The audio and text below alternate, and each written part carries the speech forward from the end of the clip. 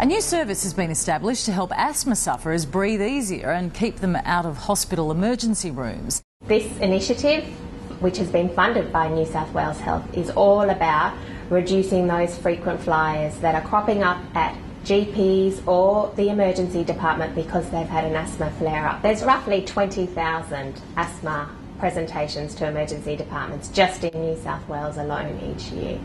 A third could potentially be kept well. We've built referral forms into Medical Director and Best Practice, which are the leading software platforms used in general practice.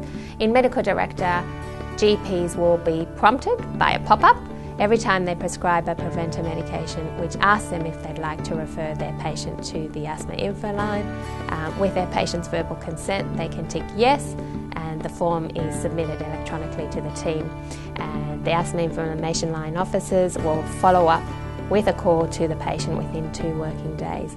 Yeah, and are you taking all your medication? Are you on a preventer at all? Having the right information is completely crucial in how we manage asthma. The thing about asthma is that it can go off, in inverted commas, very quickly. As medical practitioners, we're time poor. You know, an hour of time to talk about it and understand it would be fantastic. You know, I'm seeing them for 15 minutes. You know, when you hear news for the first time, then we know that you're lucky if 30% of the information is actually properly understood and remembered.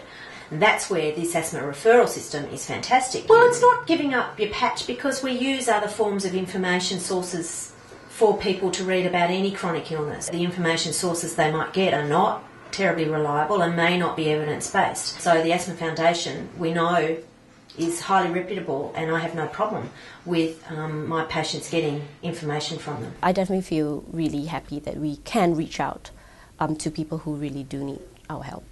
That was an adult in his 40s, and he was shocked that he has asthma very late. So I answered all the questions he had about the triggers and how to manage his asthma and how to take the medications, and he was really grateful. Well, we definitely have more time to spend with them, really listening to the challenges that they're facing, just really reassuring them of what they're doing is right. Well, we've had excellent uptake of this service in the first 6 months of its operation. Many GPs are referring more than one patient, which suggests that they're satisfied with the service and that they're seeing the benefits in their patients. They've been able to discuss and overcome concerns patients have had with their medications. They asked me exactly what I am doing to control my asthma, and I was discussing it with them. What I was saying to them was correct about weather, about stress sometimes you can get with your asthma, keeping in contact with the GP, keeping my medication up to date, being aware of when a turn will be coming on, and they were very informative, and I was happy with them. Very, and they listened and they discussed, which was good, and it was simple. I have 3 women friends that have asthma, and I said, look, the Asthma Foundation is there for you if you need it, and to speak to your GP about it.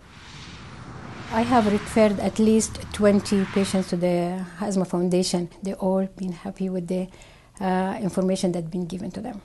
Since we've been following the patients a lot and getting the support from the Asthma Foundation, we can say we didn't have any patient that needed admission this year.